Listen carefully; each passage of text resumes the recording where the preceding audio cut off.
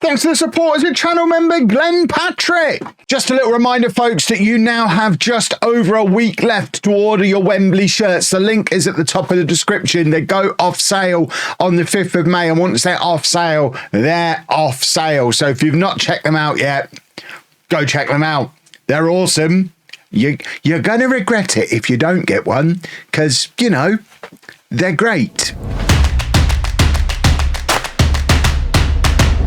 Hello and welcome to part 19 of Wembley to Wembley. I'm Kevin. Coming up on today's episode, we have a top of the table-ish clash against Rayners Lane and then also a big triple threat match against Edgeware and Kingsbury, both in the league. Since you were last with me, this is what's gone on. We've had our now traditional month without a football match that we have in the middle of the season. Last match, 22nd of October. Next match, 22nd of November. A literal month. So we played a few friendlies. We even lost one against Blue Marlin, which I'm fairly confident is a fish. So that was worrying, but we then did beat the St. Pantaleimon and the Royal Lions. We played some excellently named teams. Can't you tell? I picked the teams that I play the friendlies against based on the name that tickles me the most. But we came off the back of that in reasonably good form. One defeat against the Oxhay Jets, talking of teams with great names, but 3 wins leaves us fourth in the league, sorry. It's Rayners Lane who is second in the league. We're 4th in the league, 2 points behind Rayners Lane, knowing that a win today puts us level on points with Enfield, assuming they lose. They're playing Woodley, who are down here somewhere. There. So we're probably not going to go top today, but we could leap above Rayners Lane and potentially Flackwell Heath as well. It's tight at the top, and we seem to be one of the 4 teams that look like they're in the automatic promotion race. We should be looking good for the playoffs, which ultimately is all we're really supposed to do this season anyway. In other news, we have done 2 very significant transfers. Firstly, we finally have found a centre-back. Ollie Duthie is an 18-year-old English centre-back on loan from Sleaford in my former neck of the woods. He's 3 stars of current ability, 5 stars of potential, better than any centre-back we've currently got at the club. And finally, we have a centre-back. And also, we've done our club record sale. That's right. Evan Lynch has been sold to AFC Portchester for £600, which is the biggest sale in the history of the football club. There you go. Highest transfer fee ever received, £600 for Evan Lynch to AFC Portchester, 26th of November, 2025. We weren't even using him. That is incredible profit. He's gone in there and he's been just as rubbish for them as he was for us. To be fair, he wasn't that rubbish for us. We just had better. That £600 barely covers half of our wage budget for the week. But, you know, it is all about wages at this level. And because the board reduced our wage budget, we are still over them. We're working on it. We really are trying to work on it. But a little bit more work is needed on that. And the board have the audacity to criticise me for it, despite the fact the only reason we're struggling is because they lowered the budget on me midway through the season. Hideous. At least they enjoy all these free loans that I'm bringing in. So this is the team for the big game against Rayners Lane.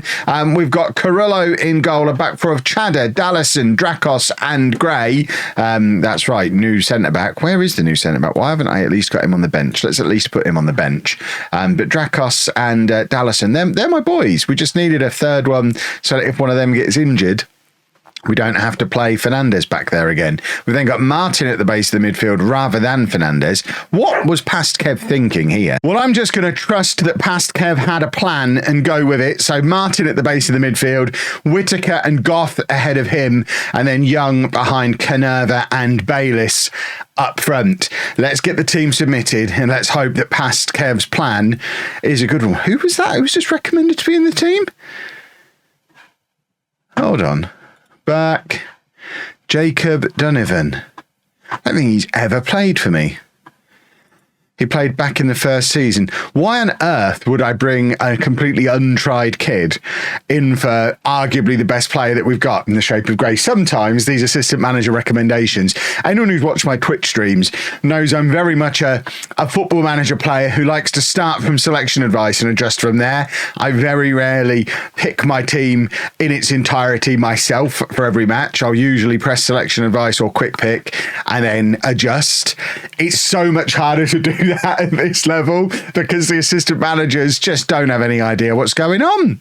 And that was an insane thing to suggest. That being said, both of our wing backs are already on yellow cards really early in the game, which is not ideal because they are key men. I mean, key men in the attack, never mind the role they do defensively. They give us all of our width. They provide a lot of our assists.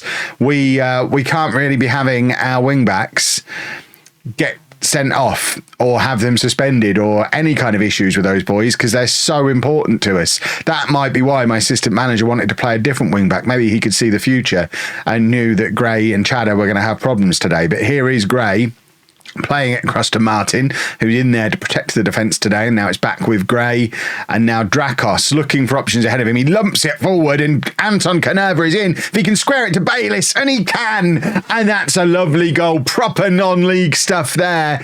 Those of you who watched the original home series like 5-6 years ago now, where we did use a diamond for a bit, we had our tactic known as the home lump.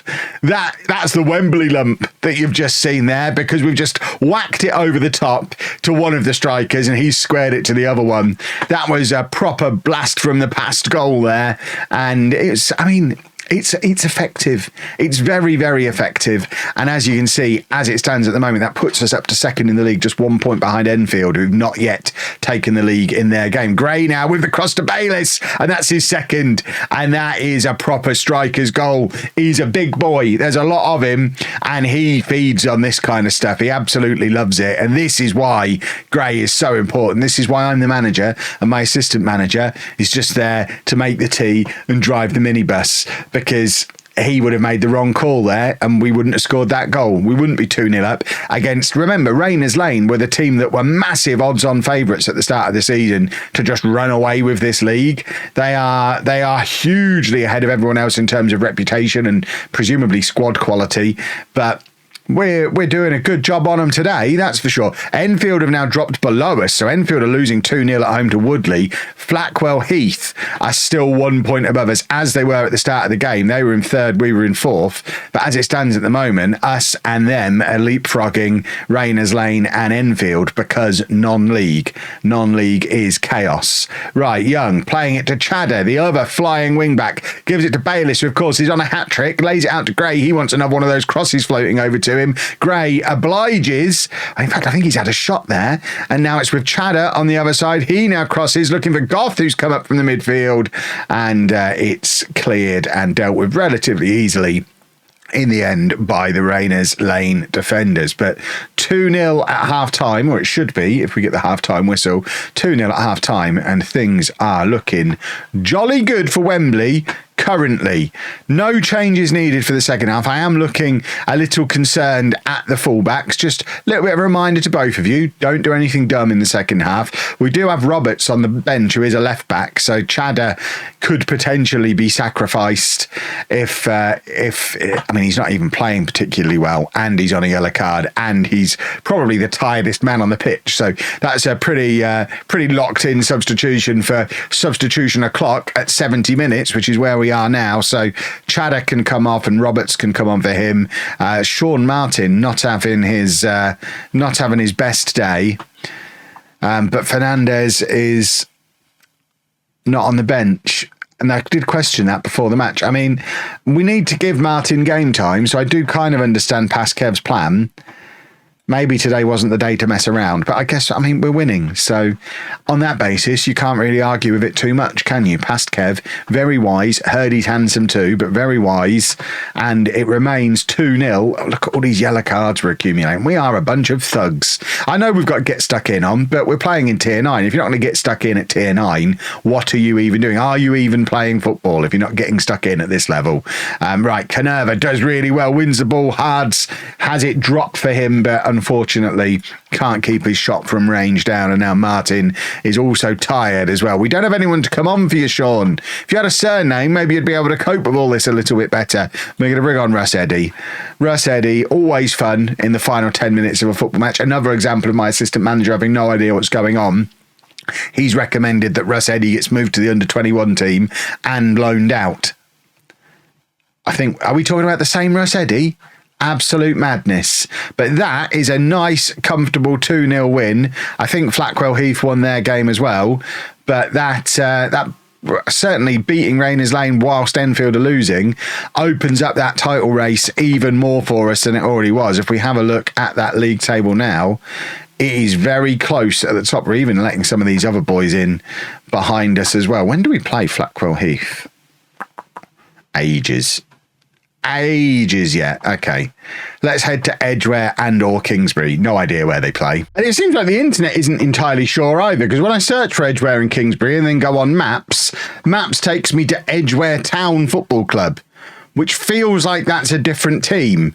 If we come back to Wikipedia thinks they play at Underhill, which is Barnet's old stadium, which hasn't existed for 10 years. So I'm pretty sure they don't play at Underhill. If we go to their website and then have a look at venue, on here it says they play at Silver Jubilee Park. So if we search for Silver Jubilee Park and then go to maps, no precise location, thank you, don't need to dox myself. There's several of them around the country, one of them though in North London, so that's obviously going to be the one. And if we zoom in on Silver Jubilee Park, that brings us back to Edgeware Town. It's the same place. So I assume they do play at Edgeware Town, and Google Maps knew what it was doing right from the beginning. It looks like a nice little setup. Unfortunately, we can't actually get close enough on Street View to be able to see it. Can we get there? Can we maybe see it from there? We can see... I mean, this is the closest we can get. They've got egg chasing going on over here. Nice little crane in the background. Pile of cut grass or sand. As a colourblind man, not sure. Think it might be sand, but that is the only shot we can get. So it's a nice bush. And this is the team we're going to be sending there. We've got Carullo in goal, a back four of Chadder. Duffy is going to come in for Dallison for this game alongside Drakos and Gray at right back. My assistant manager still wants me to drop Josh Gray. Fernandez comes back in at the base of the midfield after Martin didn't have a very nice time in the last game. And then we've got Goff and Pearce in midfield. Dom Pearce, I promised him football, then he got injured, and now he's moaning that I didn't give him the football I promised him. So we're going to give him some football. Pearce comes in, and then Young behind Beattie and Canerva up front today. Beattie is our top scorer. Bayliss was great in the last game, but Canerva is Canerva. Basically, as I've said before, all three of them are very, very good. And I don't really mind which two from the three we play as our strikers, because all three of them are excellent. It's a very nice situation to be in. We do have to keep an eye on both Pearce and Fernandez for fitness.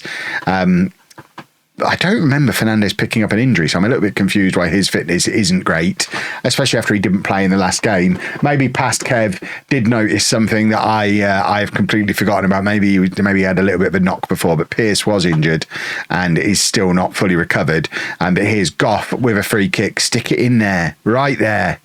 Oh, that's coaching. What you've just seen there is coaching. I told him what to do, and then he's done exactly that. Coaching, management, call it what you will. I made that happen with a very specific instruction that I gave just as the free kick was being given. I haven't looked. Who are Flackwell Heath playing? We're top of the league right now. Flackwell Heath are away to Berkhamsted, who are quite low down the league, so you would expect them to beat them. It's 1-1 in that game at the moment, 2 penalties in that game. Enfield are beating Ascot, Rayners Lane are beating Ardley, so it becomes even closer between the four of us at the top of the league. And now there's been a third penalty in that game. Flackwell Heath have scored again. It's basically just a really elongated penalty shootout between Berkhamsted and Flackwell Heath. That's bananas.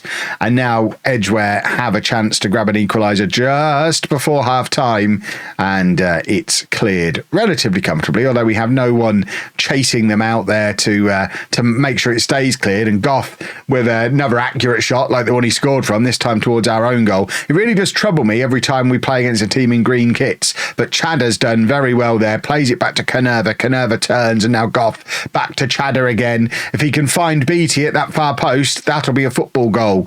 Goff, though, trying to pick a spot for himself, and now Fernandez out to Chadder. Please cross it this time. He drills it over. Canerva gets a shot away, but it's saved by the keeper. Pearce floats it back in again, and Young can't get a proper contact on it, but that was a nice little spell of pressure. It looks like it's going to be remaining 1-0 as we hit half-time. So as it stands, with all four of us winning, the league table itself doesn't change, and it very much is looking like any one from us four. I know we're not even at the halfway point of the season yet, so a lot could change, but we're definitely in the mix, which is where we want to be. We always want to be in the mix. We love mixing.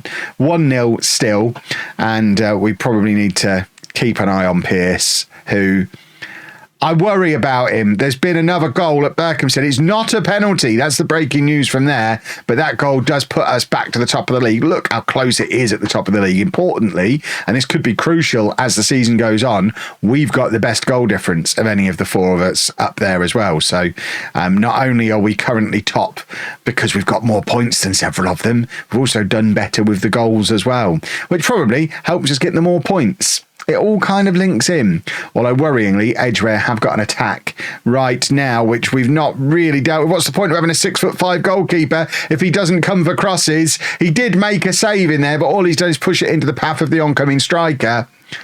You got to come for the cross.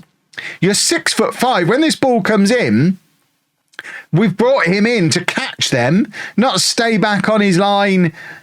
He didn't even make the save. It's deflected off of Drakos. I hate goalkeepers at this level. I hate my goalkeepers. Opposition goalkeepers, beautiful stuff. My goalkeepers, can't stand them at this level. Right, Gray is tiring, so we're having to stick a centre-back at right-back, which is not ideal. We're going to bring on Bayliss as well. That kind of takes out a lot of our attacking oomph, which is not great. But we don't really have anyone who could come on and play there, so Gray was shattered. Maybe this is why my assistant manager has been really pushing to drop him. Not drop him, rest him, because he's getting tired. It's almost as if maybe he knows. Right, that's a good opportunity for a shot for Bayliss. I don't know why Bayliss at 6'2" wasn't in the area for the corner. I'm sure my set-piece coach has a good explanation for it. I'll be asking him for that good explanation on the drive home, because he's our best aerial threat from open play. Why is he outside of the area when free kicks happen and corners? Right, Champness is going to come on with 10-15 minutes or so to spare. Enfield have now gone back to the top of the league, so Flackwell Heath now losing against Berkhamsted. And if everything ends as it is, the episode will end with the top four in the same order they were at the start of the episode, and it was all for nothing. But Josh Bayliss continues his excellent form that he's been in for the last few matches, comes off the bench and grabs what will hopefully be a late winner, and that would be a late winner that would leave us top of the league at the end of the episode, I think, if my Kev maths is right, and as long as Flackwell Heath don't have a massive turnaround against Berkhamsted. But that's lovely work from BT, drives it across goal, and Bayliss showing that he can score all different kinds of goals. And can we have an updated league table? There, of course we can. We're top of the league. What a beautiful thing that is. Final whistle, please, referee. We want to end the episode top of the league, because then I look proper clever. Let's just not bottle it from here this season. We want to go up as champions. The playoffs are a nightmare. There you go. There's your confirmation that we do end the episode top of the table, just about at the halfway point of the season as well. So that is looking good. If you've enjoyed that, please make sure you leave a nice big thumbs up on there for me. Subscribe to the channel for daily Football Manager videos. And thank you very much for watching.